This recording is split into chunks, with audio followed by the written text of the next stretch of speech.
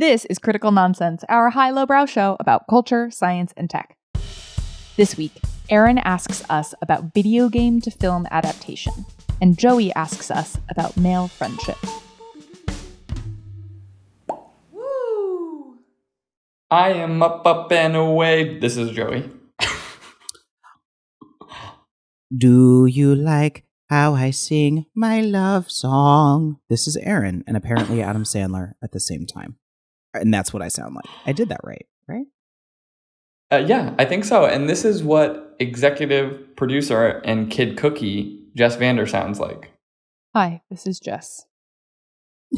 Kid Cookie? I don't know. What is that? Mm-hmm. It's like Kid Cudi, but you like to cook and you like cookies, so then it just felt right, you know? Cookies are good. In my house we have been baking like crazy over the past we as a stretch. Branch has been baking like crazy. And so I've had like an amazing like orange like drizzled cake thing. Ooh. And multiple different types of chocolate chip cookies and brownies. It's very indulgent but great, and I recommend everybody find baked goods and enjoy them. Yeah, we've been in a streak too because it was Becky's birthday, so her company sent her like 12 Levian cookies, which are like a brick each, and then we bought a cake. Yeah, we got to correct you on that one. The product from I just heard someone say that, and I was like, okay. Well, they wrong. So I don't know. Levin. Not an expert. I'm not Kid Cookie. You are Kid Cookie. True. Yeah, £1 a piece per cookie. Wow. Heavy delivery. True. But that's shipping. Yeah. Wow. Well, we're not doing progs this week. That's the housekeeping. We're doing it. We're recording next week. Delays, scheduling. Am I right? People, am I right? 2023. It's just happening. It's happening, or it happened. It's okay. You enjoyed it or are going to enjoy it. Ha-ha, listeners. Ha-ha! Yes. Yeah, you might have to wait even a little longer. There's a scheduling shuffle. You'll just hear when you hear it. Just know. And in the meantime, just prognosticate your own ideas of 2023. Yes. See where it takes you. And then we'll meet up. You're right. In a bit. Yeah, we'll meet up with you where you get with your prognogs, dear listeners, and we look forward to it. Yeah, we did it as a gift. We're trying to give you time. You know, we don't want to influence your prognogs. Right. God, we're so nice. Do we have any houses to keep? Yeah. Because we're on this subject, other housekeeping. One, on the subject of Kid Cookie and Levain cookies. Not only can you, in most Whole Foods across the nation, acquire their dough from the freezer section to make for yourself at home, which I hear is compelling, but also a competitor that I find to be pretty a good option is Chip City, which I also believe ships nationwide. So just think on it. Consider just the options. Levain's not paying us. We're out here for competitive market dynamics. We're sort of free cookie agents. Okay, and the second thing, and this is for Aaron, is that you will not believe what happened over the new year, which is that as a holiday gift, I received my very own popcorn bowl. Yes! And I am about to embark on my own popcorn journey. And I'm like, the yeast popcorn recipe is like at the top of my list. Yes. I got to make that happen. We got 4 types of kernels over here. It's gonna be yes. I'm over here on the verge of tears for your popcorn journey. I will give you fair warning that your life will never be the same at the end of the popcorn rainbow. So enjoy and please bring us along as best you can on this Atreyu-like journey. Mm-hmm. Yeah, we all live in a popcorn rainbow. Yeah, I don't know why that tickled me, Joey. I like that. That one really got me. Okay, back to business. On the business of discussions. Aaron? Yes.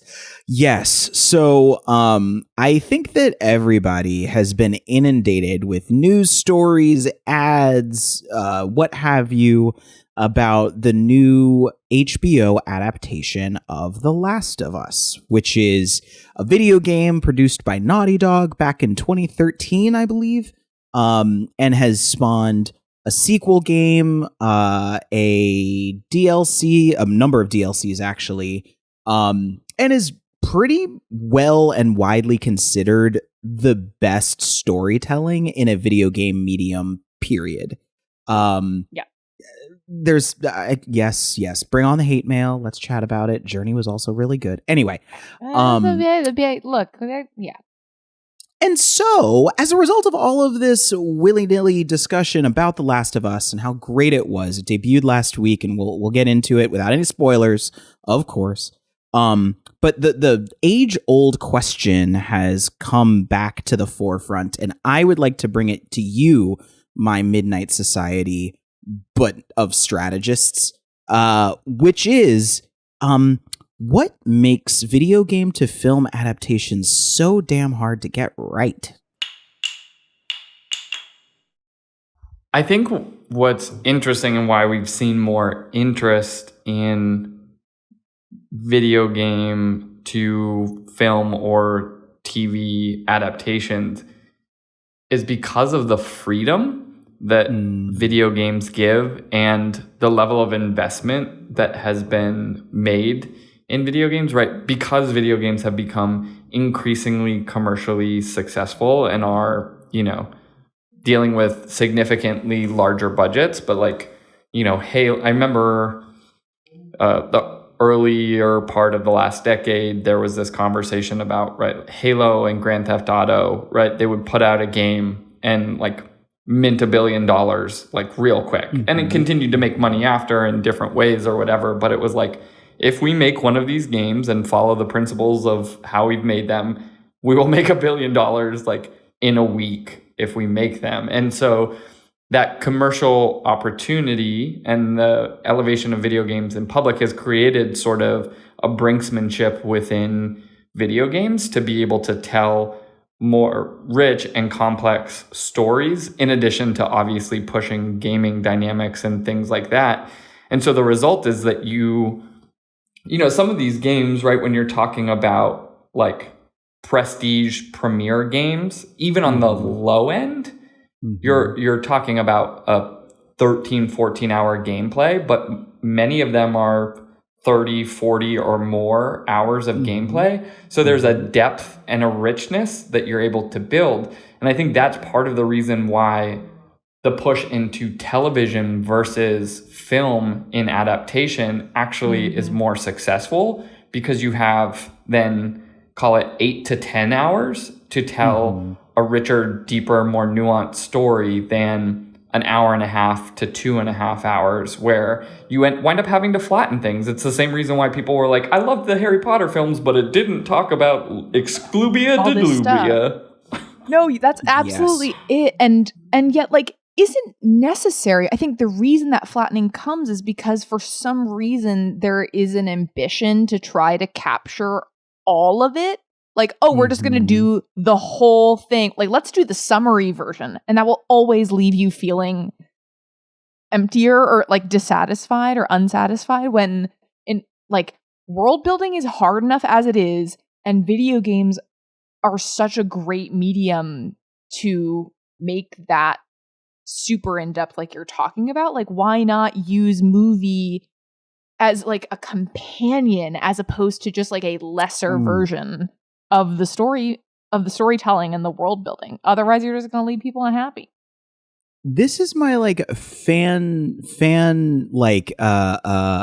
rallying cry, because I couldn't agree with you more that when you look at a lot of the film adaptations in the past, they were trying to tell they were just deciding what to cut. And I think one of the things that we sort of landed on right now is that we've got a moment where media companies are hungry to make long form storytelling. Like they want like series. They want to actually engage an audience over the course of longer periods of time. And a lot of these adaptations that are being more successful are targeting series types formats rather than targeting film, because it's just you have to cut so much out. And then what you are going to do is you're going to piss off your most ardent fans. And like, yes, it's kind of like the branding principle 101, or not really branding, but marketing. Like you need to have your invested folks evangelizing for you to bring on anybody who's either a fence sitter or more to actually grow your audience pool. And if you piss them off, I'm kind of looking at you, The Witcher. Mistake. I like The Witcher, but I didn't play the game, so there you go. And The Witcher also, admittedly, it's really an adaptation of the books, not an adaptation of the game. So like, there's room in there. It's fair.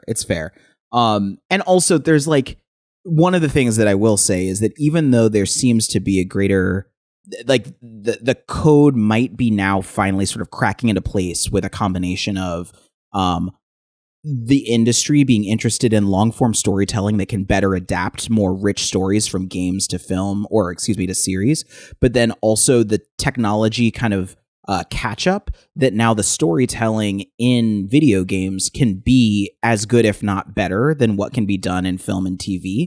And so it makes sense that you're basically adapting like miniseries to miniseries, and what you're cutting out, which is a big thing, is the action portions. Like, and everything that has to do with the interactivity. And that's really hard for a lot of games. But one of the things that in The Last of Us's official podcast, which I loved, and I recommend everybody reads it or listens to it after you've watched each episode, is that they talk a lot, the creators of both the series and the game, talk about how you get to skip over teaching people how to be in the game. So like, to your point about world building, Jess, it's like you got to build the world, but then you have to also teach a character like how to navigate through it. How do you duck? Is there fall damage? Do you like, what is your control schema? And when you don't have to wrap that in story or slow down the narrative build by trying to teach people how to be in the space, and instead you're just teaching them how to be a spectator in the space, you get to go through and deepen certain aspects of the narrative really, really quickly. And I love what they did with the first episode of The Last of Us, because you can feel that compression and it's very comfortable. It doesn't feel rushed. They didn't cut things out that like would make me, go into the hinterlands and say, damn you, HBO. Because I have to, it's always my voice. It's the same voice I do for everything.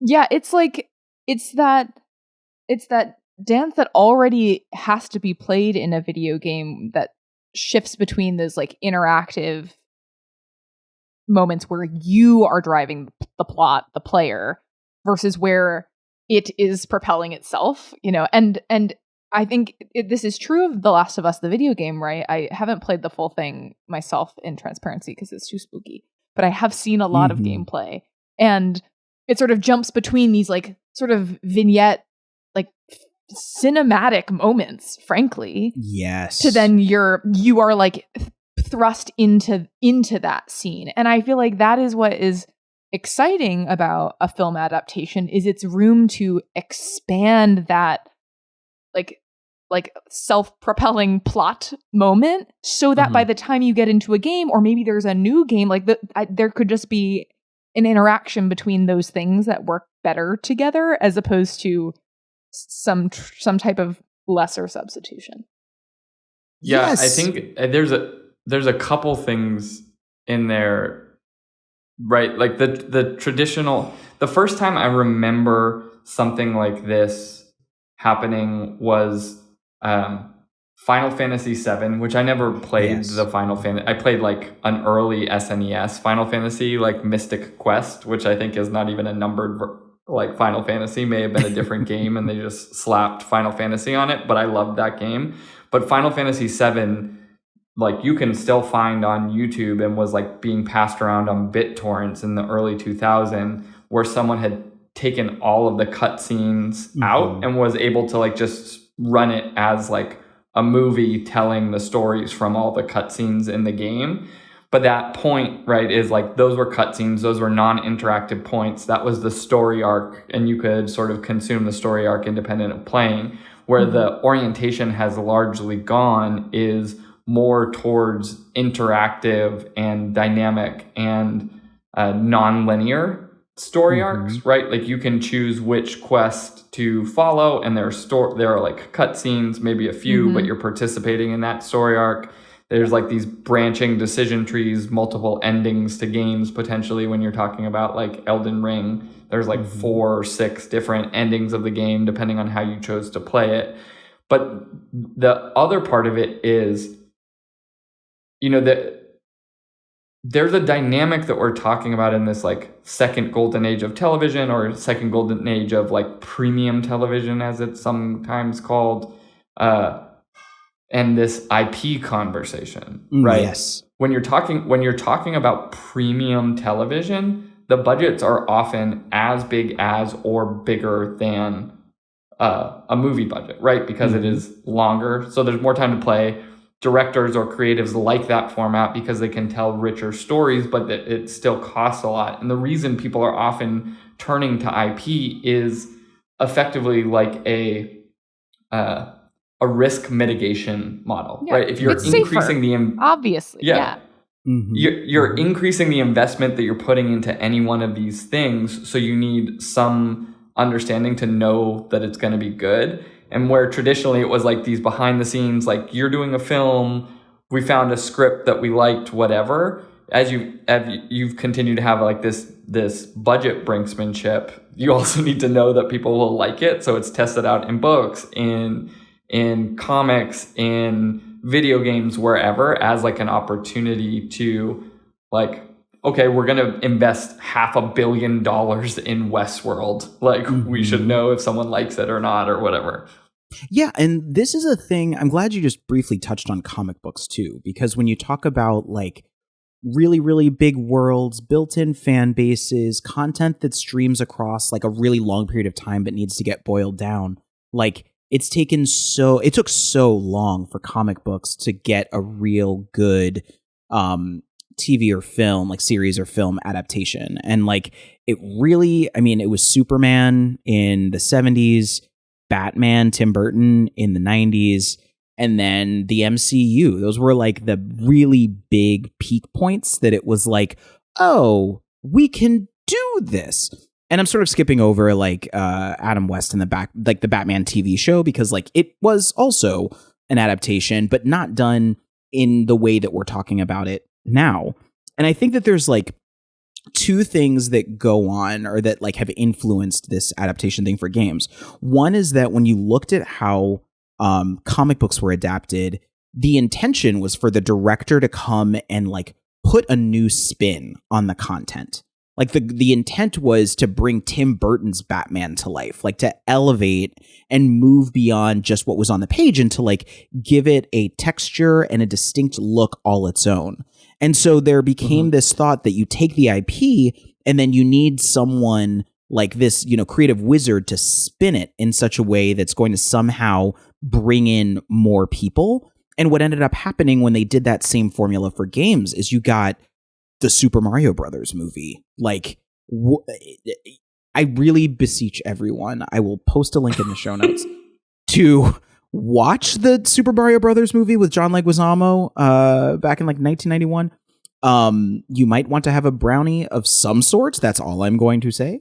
But also to look at the YouTube videos that break down the just ridiculousness of bringing that movie into reality and how much they took this opportunity of a cash grab to just almost wreck the entire franchise. And then the other thing that actually that exemplifies is that at that time, just like comic books, we used to think about video games as like kids' toys. And it's sort of, it's gone through those like changes, right? Like it's like, is it a kid's toy? Is it an adult hobby? Because it's so technically like expensive and it's so like all about specs and power. But we've now gotten to this era where we do see them and like the content that video games create as media properties. And now that there's like an openness to breaking down the walls around that, people are not trying to build a Super Mario Brothers movie that they're doing so in such a way with an entire universe in mind. They're doing so in such a way that's not necessarily only for kids, but is intended to weave narrative where there wasn't in the original IP, to correct some of the sins of the original narrative of like, do we really need a plumber saving a princess? Is that really something that like people are going to get into? And what Universal has done over the past 3 years is they're investing in the next 30 years of Mario and the Mario world as a franchise. They're building 4 amusement parks around the content. They're doing an entire the movie that's coming out this year is absolutely intended to be underneath the DreamWorks Animation umbrella and to be the next Minions or be the next like big IP that comes from a Universal park. So anyway, the reason I'm bringing all of that up is because when we talk about what it means to be an expansive media property and how to make that media property work commercially across all different touch points, you may not fall into the same traps of trying to take a really thin IP like Mortal Kombat and just do it the same way it's been done over and over again. Love the Mortal Kombat movie. It is terrible. And by it, I mean all 3. Like all of them are bad. All of them are bad. Let's just be clear. Okay. I feel like we are getting somewhere. Can I take a stab at the wrap? Let's do it. Okay. So, some beautiful, precious IP has been created by creative geniuses and lives within video games, but also a bunch of other original source material. The industry dynamic has identified an opportunity that they think is safer to build on the proven success of this IP. They're like, wow, we already got something to work with. We know that people love it. Great, what like a surefire investment. But there are 2 things that are happening. The first is they underestimate or they miscalculate the risk because there is also a higher bar set. Like people forget how much folks are emotionally invested in a world that they already like. So obviously that's going to be difficult because you're coming up against that. But then I think the second piece is also not knowing exactly how to toe this balance of asserting a point of view against what is an inherent like individual person's imagination of what this world is, and anything that the video game didn't lay out is something that a person can devise for themselves. I think it's the same phenomenon of reading a book where you're like, how could a movie possibly live up to all of the blanks my own imagination has filled? So not only are you having to build on top of this emotional investment, but you also need to like sidestep what could be an imagination stifling exercise and somehow add something, like continue to expand people's imagination, which is where it's a lot easier to go wide and try to build those worlds, and maybe why we need to have that serial cinematic universe. Take a listen to that episode of Nonsense VC.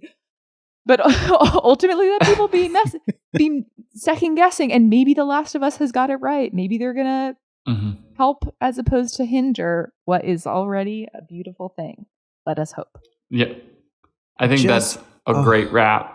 Yes, and we need to rename this podcast "Jess Makes Sense Out of Nonsense." I love it. I love it. I feel like there's a future episode we could talk about how people have changed their language and the way that they approach these things to contend with this, right? Like thinking about things like using terms like canonical, right? Like, is that canon or things like that? So yeah, maybe future episodes. Wow. This is great. Aaron, food for thought. You got the noggins churning. Churn. A cookie for cogitation. Wow. That's it. That's the one. Kid cookie. Cogitation cookies. Mix that with your nutritional yeast. Am I right? Oh, no. The wheels were on and they just fell right off. Just Kerplunk. Y'all, Oh, hi, Joey. I think we're friends. I think we. Maybe. Oh my We've God! been Are through we, this are for we talking about years. this right Oh my now? God. Are you bringing this up? Jeez. Are you kidding me? First kid cookie and now this? Oh, Worst. Joey. There has been a series of things coming out recently around the idea of male friendship. One of the, this isn't new ideas. I think The theory. the idea of male friendship, Just like, or the could it lack exist? thereof, the lack thereof. I mean, we've talked about friendship a lot since the pandemic's happened, and diasporas, and moving, and separation from friends and social networks and things like that. But there has been, in the past month or so, a number of things that I've seen that are specifically focusing on the idea that men can't make friends. I saw an infographic, an article in Vox in late December around sort of a kind of crisis in male friendship. To be fair, it didn't look great in all people's friendship, but the focus on sort of male friendship and, being twice as bad as like other people surveyed, females or non-binary folks that were being surveyed. And there was this year, maybe a week or two ago, an SNL digital short called The Man Park, which is effectively just like men's partners being like, I just come in the door and they like want to talk to me about all the things. It was, and there's like cut scenes of like, did you hear about so T20 rugby, or, things like that, just like men talking to women about like things that they're interested in. And the women are like, can we send him somewhere? And so they send him to this like dog park where men are effectively acting like dogs and unable to make friends and are just like barking at each other with words. But the idea like feels like it's tapping into something true. The Vox piece has a ton of data. The SNL piece is just sort of like a cultural mood and sentiment that is existing and people are connecting to. And so my question for you is, how do men make friends?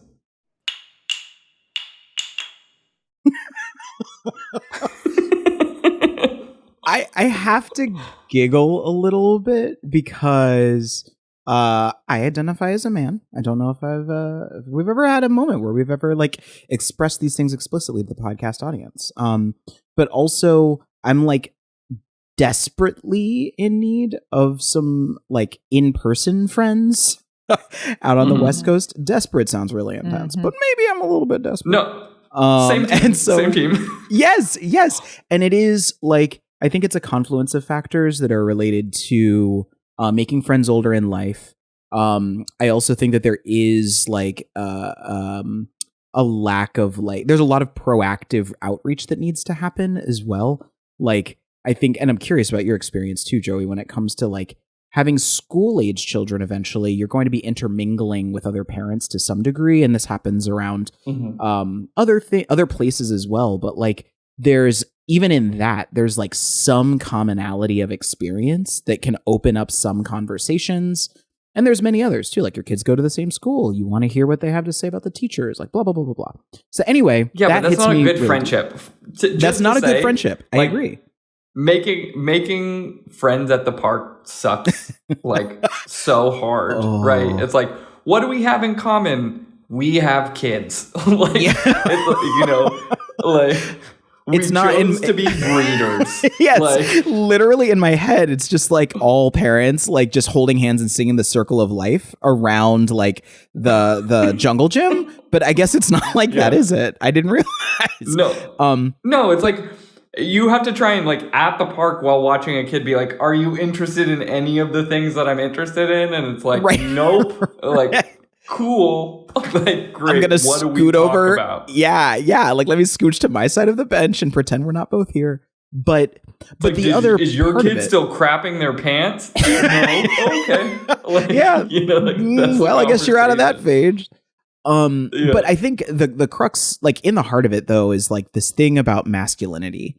And to me, and this is not too hot a take, like the issue to me is much less so about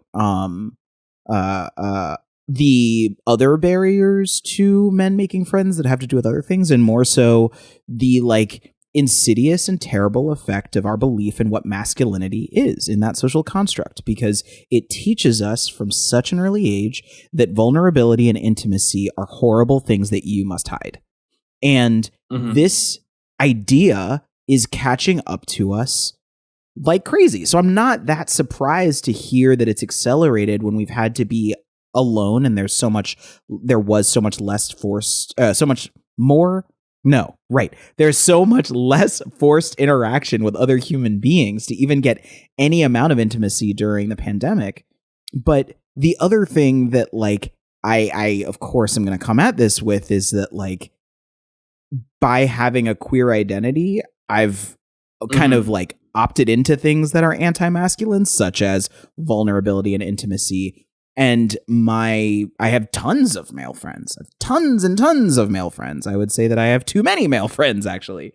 And so, like, there's an interesting thing that just comes with when you choose for those to no longer be in your wheelhouse, it opens up the doors to so many more people. But you are going out on a limb. You're breaking societal norms in order to express that vulnerability and intimacy that can quickly lead to a deep relationship.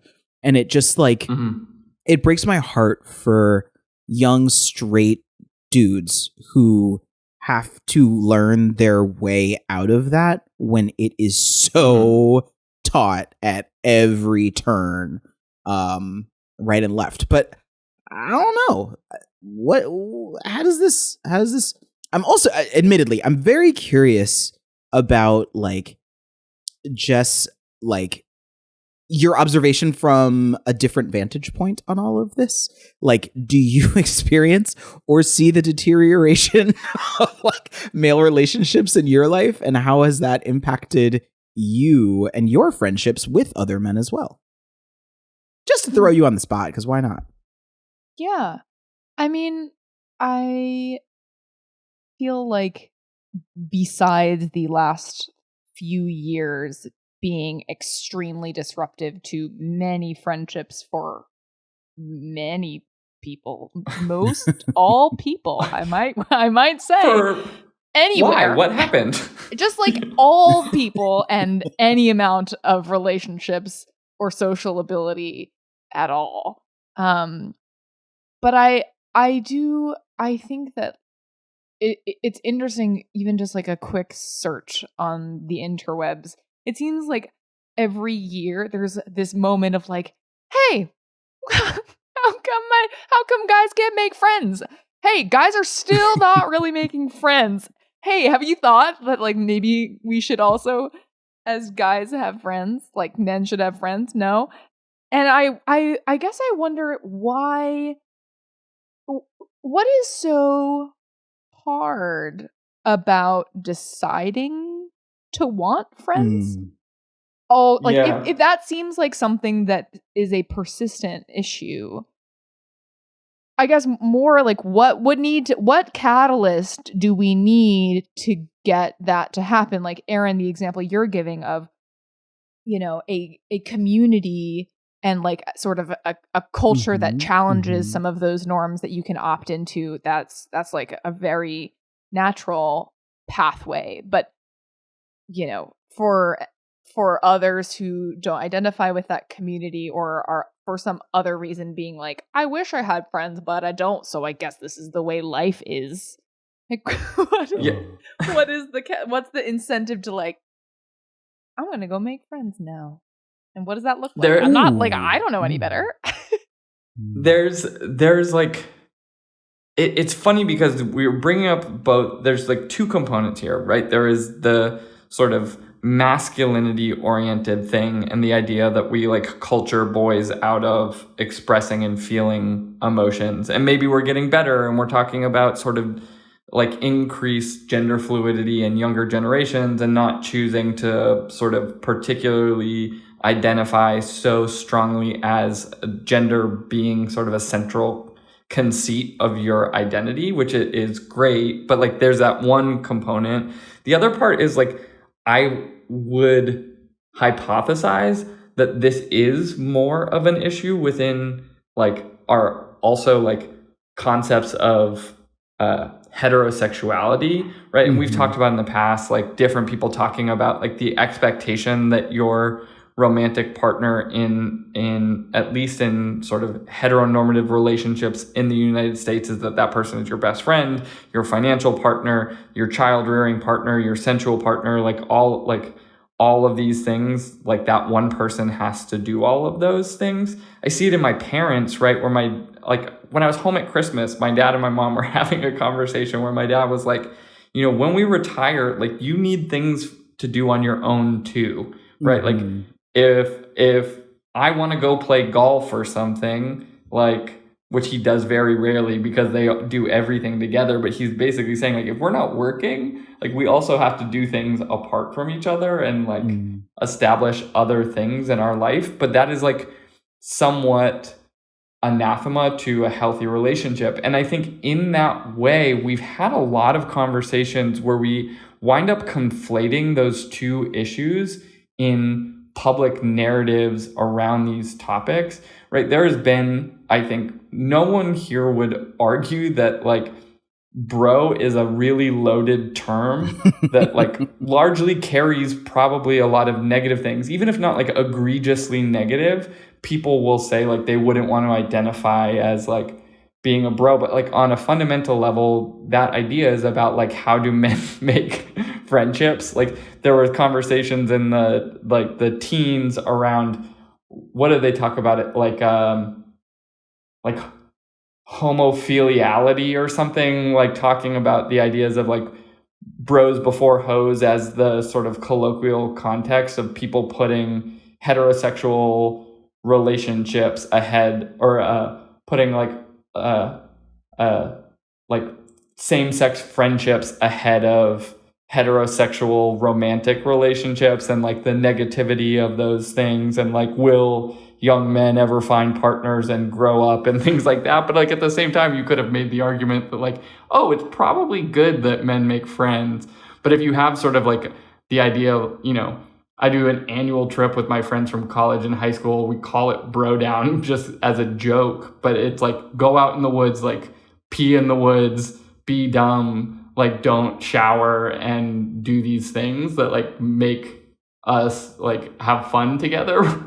Now, granted, like would it be good if we could like talk about our dreams and our emotions and how the year has been treating us? Yeah, probably. Like we probably would all benefit from that, but at least we're like spending time with one another, and I will say things like I love you, and then they'll be like, okay, like I will dip my toe into those waters or something like that. But yeah, I mean, I can only imagine, again, it's interesting hearing you describe that, because it shows me or reminds me like how different the experiences of like male bonding and male friendships are. And, when I think about the want for friendships versus the work it takes for men to have those friendships, that's where I think even the data hides that. Like there are just a lot of sad boys in rooms around the country that are like, I want friends. But I think that they're missing two things. I think one is that because society denigrates intimacy and vulnerability in men, there aren't as many role models to model that in front of them, to show them and see the benefits of what that type of relationship can give you. And then right next to that is also just the mountain of actual work that's underneath that iceberg of recognizing that like once you scratch the surface on that level of intimacy, you can have conversations about financial security. You can talk about like all these things that are taboo in day-to-day life. You can actually talk to the people that you're closest with about to like start to collectively move towards some sort of like insight, solution, and like how to see the world. And what we don't necessarily see, but we're hearing more of it, is like the risks and dangers of choosing surface relationships. like choosing to never go there. And let me just say, because I don't want to make it sound like I'm poo-pooing any of Joey's relationships. I have the exact same relationships with my friends. I realize that my little treatise could make it sound like that, but that's not what I'm saying at all. What I'm saying is that I think that where we go wrong is not allowing more of those moments for our friends to toe dip, to get into it and saying to them and being the first one to say, I love you, and to have them say, all right, I love you too. I feel uncomfortable. Can we really quickly talk about why it makes me uncomfortable to say this? And then it's like, how long did it take you to say I love you back to me when I said it? I probably said it to you for like 3 years, and finally you're like, okay. Yes. And I think it's also because like just exactly what you're saying, like there are these scary rules that we feel like we need to follow when it comes to masculinity. And if you break them, the wages of that can be really tremendous and can be ostracizing and can be really detrimental to you. And so even when it becomes muscle memory, if you don't believe that, it takes so much more intention to then unpack the idea of, love doesn't mean sex. Let's go beyond that. Love is not a like finite quantity. You can have infinite love for people, places, and things. It's not going to run out. You don't have to have love for one thing and like you're going to run out and can't love something else. Like there's just so much that's packed into these things that sometimes we don't force ourselves to do the work to get to why. And I think that work, unpacking that work, is the step that needs to take, that a lot of men need to take, to then get to the more practical questions of like, what are my hobbies and how do I meet other people and say hi to them at those hobbies, and then have a deep relationship with those people. Yes, exactly. You're identifying like the 2-step process to friendship. The first one is the breaking the ice moment of how do I even get introduced to and like build some semblance of a habit of interacting with other male friends. And I think those social petri dishes, and if you think about it, there are more socially acceptable still remaining to women, like the lunch, the exercise class. There are just like settings that are still okay, whereas even just like a couple of looks into some different people's hypotheses as to like why this is harder for men is that like with religion and like the church being less of a tent pole for social interactivity, like there's less of that, like less infrastructure. You're basically saying infrastructure. Yes, exactly. Like social, exactly. It's social infrastructure to help like get things started. Sports are another one where I think there's actually like more of a fragmentation of interest in sport activity. It maybe used to be just like, it's football and baseball in the States. And so but now with different interests, it's harder to find more like central ways to socialize. Or even I think the example you were giving, Joey, about, the bro culture, and like that's orienting around the objective of like singles chasing it. So many things about that. But after like you get past that first step where you've broken the ice because you have had an infrastructure to like intermediate the awkwardness of getting to know somebody, then there's the second step of going deeper, being vulnerable, creating that intimacy. And there's nothing other than like the pure desire to motivate you to go there. And I think that like it's interesting to see even among some of my guy friends where like their infrastructure started maybe in like a digital community, like for like gaming. Like gaming was like a way to just meet people, and then all of a sudden you hang out and you realize you want to hang out again.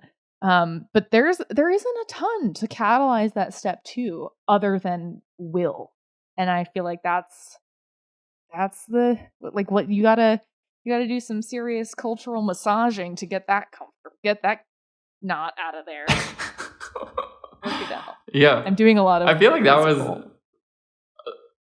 that was the wrap up corner. I think it's right. It is basically like, how do men make friends? It's like, we need to build better infrastructure, and we need to sort of get past like the fear-based, like, like like homophobia is probably Sure. in the root of it, right? Like I don't want someone to sure. think I'm like I That I told have my friend feelings. I love him, or I gave him a hug. Yeah. Like now is someone gonna think I'm gay? Like it's such like an antiquated thing, but it is still just like based on a fear of your perception of your masculinity, right? Which is antiquated. Hopefully people are getting over it, but we may be a generation left behind and needs to put the pieces together for ourselves, and hopefully future generations do a better job, but TBD.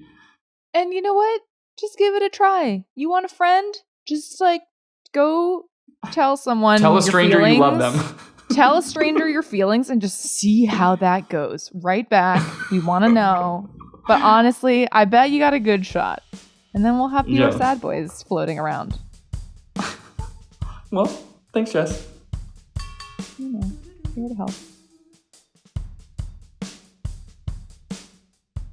Critical Nonsense is a Sylvain production. Brought to you by Friend Generator. Just put in your street name, a color you like, and some of the top 10 names that have been recycled throughout history, and bam! Friendship. As always, we'd like to thank executive producer and friend generator, Jess Vander. You know me. Thanks to you and Aaron, and also our sound engineer and the friend of our eye that didn't work, Alex Contel. Thank you so much. We'd like to thank our programming coordinator and friend with an ice cream sandwich, Les Jacobs. Thanks to our production help and plot-propelling devices in the cinematic Sylvain universe, Sarah Gilbert and Nora Mestridge. Love it. Whoa. And as always, thanks, Len. Thanks, Len. Special thanks to you, Jess. Thank you for being my friend. Travel through the world and back again. I'm going to thank Popcorn again. Okay. Thanks, friends. Thanks to you. Thanks, Popcorn. Thank friends. Thank Popcorn. Bring them together. You have a lovely Saturday afternoon. We'll leave it there. I'm happy with Friends and Popcorn being our special thing. Well, you have a nice day. Yep. Bye. Love you. Bye.